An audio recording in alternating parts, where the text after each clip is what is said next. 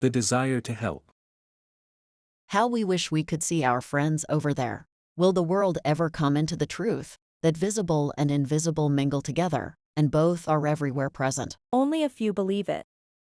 Yes, we know, and the hope of the future rests with those few. But the bad spirits influence the earth life also? Yes, we know that too. And therein lies the greater need of knowledge.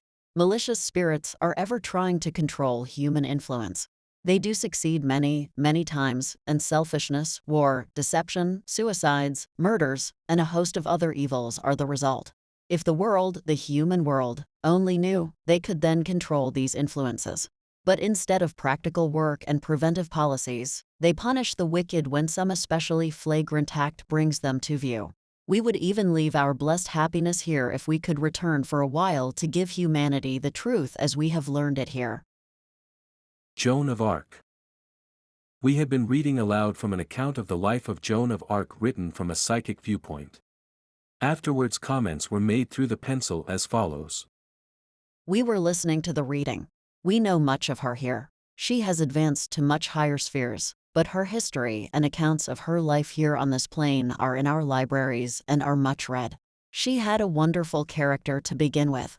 Then she was influenced by strong spirits here who were working for the nation they still loved. It was during a time when fighting was considered the noblest profession. And the world was in such condition that armies were needed to control the people. We do not think any leader could receive such power now to lead armies. But we do think that leaders for a great movement towards guiding the world into righteous thought could and would be influenced from here, and might even be led as Joan was led. It is the thought of some here that such a leader will appear on earth soon. But it is something we know little about. Whether they are saying this with true prophetic power, or whether it is simply a hope that combined influence from here will bring this about, we do not know. When we see the tendencies of much of humanity today, we realize that something of this kind should come to pass.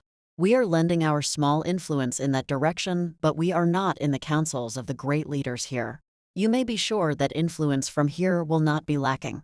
What effect it will have the future will tell. Sight. You have taken our last message correctly, as we can see by reading what you have written. So you have acquired that ability? Yes, I think I can read as fast as you can write. It is rather a new accomplishment on this side. That is, it is new in this application. We think in this way we can avoid mistakes, and can stop you when you allow wrong words or phrases to come from your subconscious mind. Do you actually see the writing, or do you get it in some other way? We do see the writing, but not just as you see it. I fear I cannot describe the process so you can understand it. We do not get it through your mind, but neither do we get it through rays of light coming from the paper. Does it make a difference if my writing is less legible? Yes, it does make a difference. Then of course you do get it from the writing itself. Yes, but not in the way with which you are familiar. The Watchers. Is anyone here? Yes, we are left as watchers, and have waited for you to come.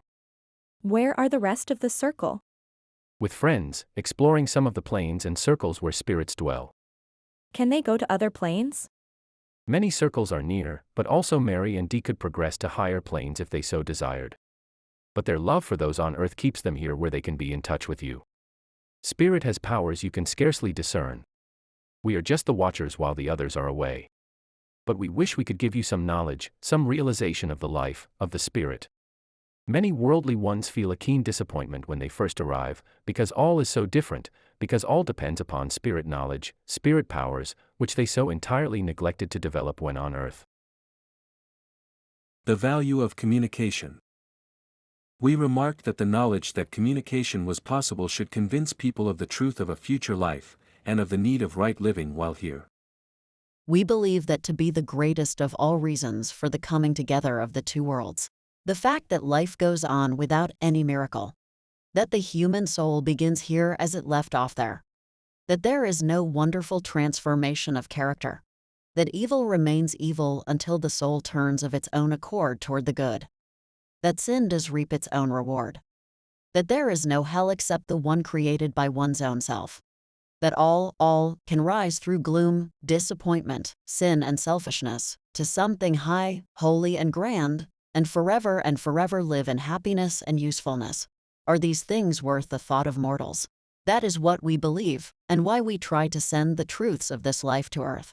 The world needs a new inspiration. Is that inspiration here and now? It is difficult to impress the world because of the stigma attached to spiritualism. Has the world ever received a great truth at once? The world has come through a great darkness and ignorance. We here who began our conscious life on the planet, love it and wish to purify its thought, that mortals who still remain may rise to higher level, and heavenly love and kindness be the lore of life. Think what that would mean. Death. We referred to a sentence which had been written some time before, something like this. Death to you is a darkened way, to us it is a path of light. In reply the pencil wrote. We do not remember it, but it is true. There is no darkness for us as we watch our loved ones coming across the little dividing line.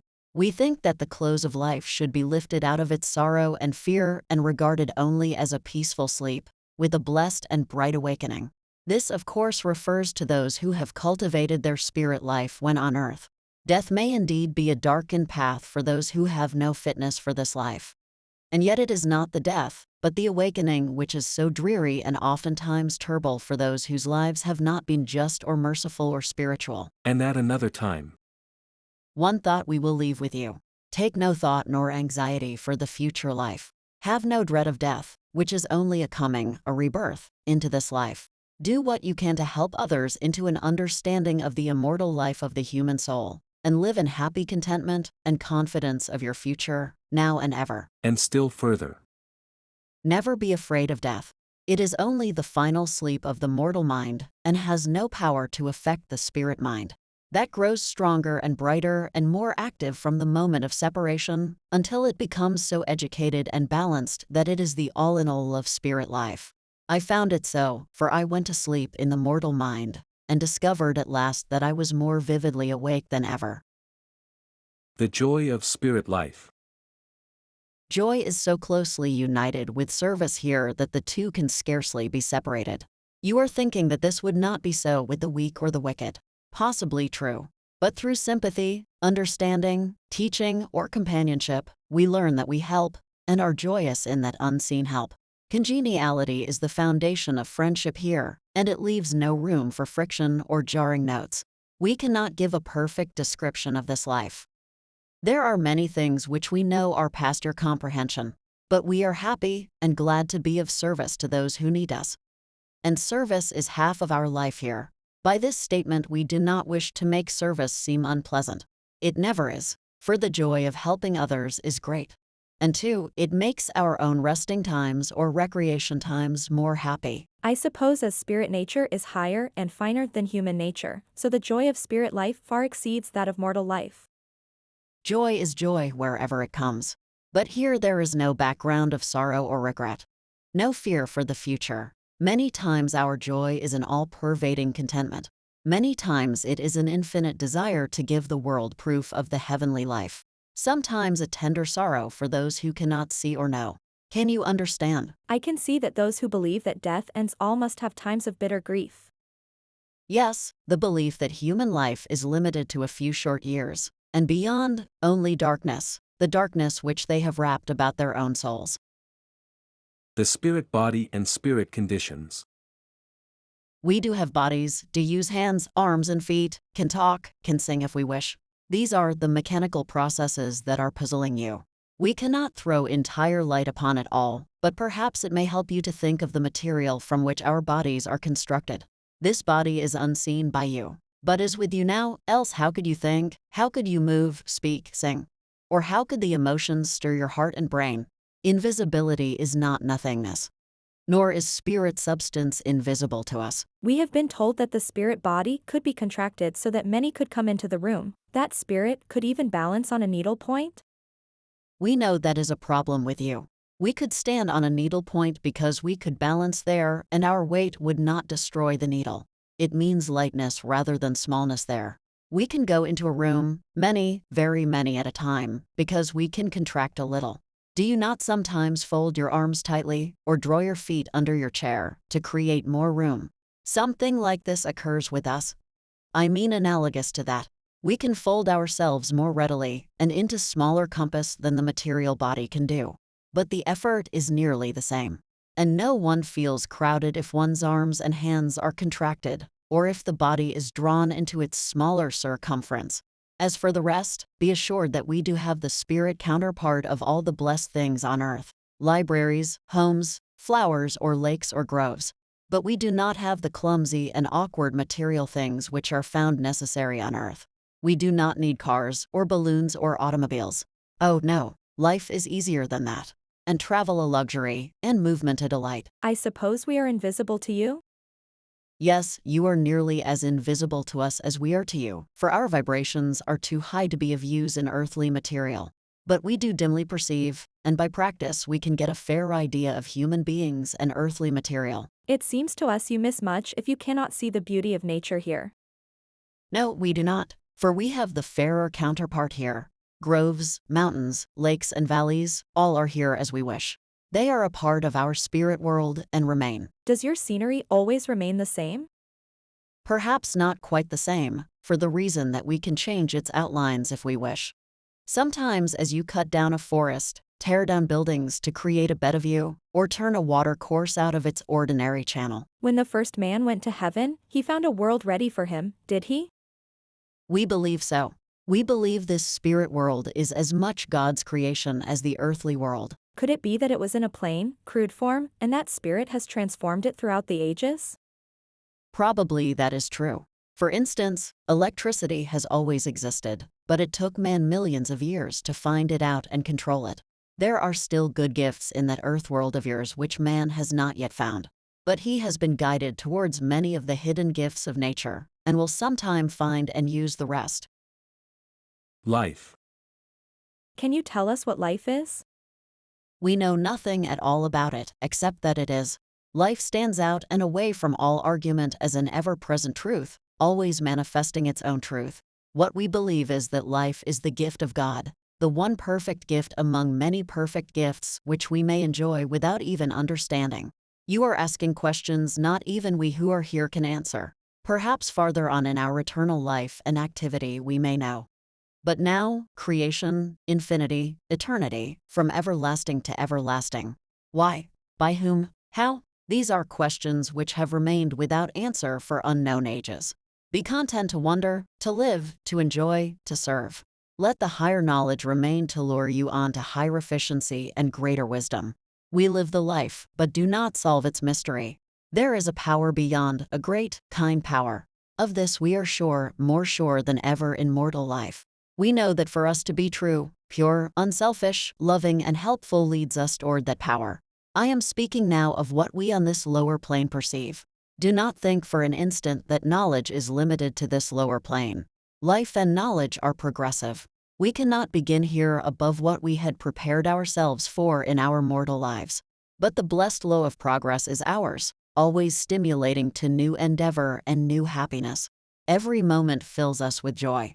We live, we love, we serve. Is this not enough? The heart of it all is love, happiness, service. In mortal life, contrast seems necessary to complete our joy. That is the human experience. Here there are varied forms of interest, new pleasures, new knowledge. And more far-reaching than these, the service we can give to those who need it.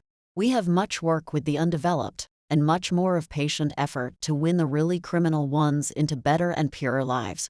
So you see we have the contrasts after all. We do not suffer because we know that all will be well at last. There is no hopelessness, you see. Does the thought of eternal life ever weary you as it does our finite conceptions?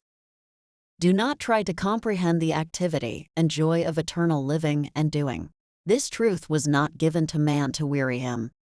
Perhaps the comprehension of eternal existence is kept from the human brain purposely. It is a tremendous thought, almost too much for us here to realize, and altogether too much for the mortal brain. Let it go. Think of rest, or sleep, or even unconsciousness, if you prefer. All will be well, and your every need will be cared for. Never fear. Weariness does not exist for us. The Humorist. After a rather serious communication, our leader once wrote, It may be quite a contrast to what you have had, but we would also like to bring to you a man who looks continuously at the humorous side of life. He was not a professional humorist on earth, but we think he missed his calling not to have been one. He is the life of our circle at times, never takes anything seriously, yet has the kindest heart of anyone. He then took the pencil. I am afraid your leader has put me on a pedestal, as it were, where I cannot make many motions without falling off. She is really the one who inspires us, she is the one we all look to for strength and guidance. We do not have disheartening tasks here, so my humor has little to commend it as an aid towards making life easier and happier. But I have always seen the funny side of everything, and often see humor when it is hidden from others. I am not going to crack any jokes in this writing, but I do want to tell the Earth people that they should not be so long-faced and sad-visaged whenever the words death and spirit are mentioned. Life is continuous. Death is but an incident. Parting is only for a moment. And heaven is right at hand. If only this could be comprehended, we feel that life there would be more nearly one of contentment and happiness. We have so much to make us happy here that no doubt we forget many of the irritating things of earth. But we do remember that many of the circumstances that should brighten life there are either overlooked or forgotten, or in some instances never known. An experience. I am not skilled in the use of the pencil, but I would like to express my pleasure at the messages that have come to us from Earth. You know, the old Earth has never countenanced anything so mysterious before, and had I known of spirit communication when I was there, my life would have been far happier. Did you not believe in spirit communication? Not entirely. How can a person believe in unseen powers when he is absorbed and narrowed by the seen, by the essentials of that life? I did not, at all events, and I approached the close of life with a fear that was almost horror. I was not wicked, as the world thinks of wickedness, but bound by the material and visible. And when the final test came, I could not find the spiritual and unseen. So I passed, and my friends must have had little consolation in the thought of my entering upon new conditions. How did it fare with you? I sank, out of extreme pain, into a sleep so gentle and peaceful, I think it would have been all right if I had never awakened again. But the waking came slowly, hardly consciously, until I finally knew that the terror was over, and about me were kindness and helpfulness. You probably cannot imagine those first moments of exquisite joy that I felt in the new life, a new opportunity to make good, in a way, in a small way, but with such visions of larger opportunity before me that the life here has become truly the great adventure. I will go now. They tell me Mary and Dee are coming. Goodbye. We are here, Mary and Dee. Surprised enough at your recent visitor. But there is no harm in his communicating. And also his guides were with him. So you have had one more testimony, one more experience as to entering upon this unknown life. A day in spirit land. We might tell you of our wanderings today. How do you know it is day? It is always light. But we do know when your sun hides its face from you, and we use your expressions of day and night which you would understand better than our continuous light and our limitless activity. For spirit sight does not require the sun. Where did you wander today? We had a short trip to a nearby asteroid, for one thing. Life only at its beginning, the vegetation not yet ready for animal life. But we found it interesting. But we were not gone a great while, at least it did not seem long to us. Then we had a sort of informal meeting of our circle to decide on plans for study and travel And what else? pleasure. Isn't all your work pleasure? So it is. But we do sometimes give ourselves up to pleasures which have no object except enjoyment. Do you see? It is our pleasure to study. It is our pleasure to help others. It is our pleasure to go to libraries or to other circles to watch their methods of teaching and helping. But once in a while we have, well, just that, a good time. What do you do? I do not think I can tell you exactly, because everything happens on the spur of the moment. Someone has an inspiration and we are all swept into it. It isn't cards, it isn't dancing, it isn't motoring. It is just the delightful letting down of our serious selves, just the happy interchange of thought and action. I am afraid we do not understand much of spirit life. We know you do not. Neither did we before we came. But not all here is serious. We are not always studying big problems. We do have the delight of variety, of geniality, of the play of wit, the charm of perfect companionship. D. I was thinking today of the advance you have made since you have been on that side, how your conversation and communications come with so much firmness and conviction. You have grown much, I am sure. I know that I have more knowledge, I feel that I have more power, I am certain I have many loyal friends. Who could help gaining confidence with this backing? We feel that all the more we have a duty to perform. As leaders of this circle, we feel that we must be able to guide them aright. We are studying and learning all the time, and the old saying, knowledge is power, has much truth. Time. Written on my birthday. We know nothing about birthdays here. You will forget them when you come. We never think of the passing of time, for it means nothing to us. You have no idea what a sense of freedom this gives. The feeling that one must do certain things at a certain time is gone, and yet it brings no sense of laziness. We have more ambition in every way. There is pleasure and interest in every moment. And then too, you can scarcely realize what it means to have no physical pain or weariness, no disappointment, no sorrow. Can you guess what it means? You say you have no disappointments? We have no disappointments that grieve. If either of you were to turn away from us, we would be deeply grieved. Our love would have a shock. Yet we would know that it would pass and that you would return to us. Love here is not disappointed. Those who are meant for each other always come into loving companionship. Even circles are drawn together by mutual sympathy and love. Our circle is large, for many, many wish to hear from loved ones on earth. Yet not an alien thought, not an unwise criticism, not a word, question or look, which is not in accordance and sympathy with the rest. How do you get any interest from opposing opinions? We have plenty of those, but always in friendliness. So it is that we help each other. So it is that our plans grow more perfect. So it is that in varying suggestions, in the varieties of study and knowledge, in helping each other. The pencil stopped, but of course the intention was to show the way that harmony was attained. The way the closing sentence was broken off shows the effort on their part to prevent errors in our writing. It will be noted that the last phrase was a repetition of the first one in the sentence. This was evidently noticed by them. Such a cessation in the writing often causes a long pause before the proper adjustment of power to continue can be attained. In this instance, it was near the close of the evening's writing, and it was not resumed. Philosophy. When you come to this side, you will learn that philosophy is a greater study here than on earth. It is treated as a more comprehensive subject. We include all that you would class under ethics and religion. In fact, we make it include all the studies of life as they pertain to the advance of the soul.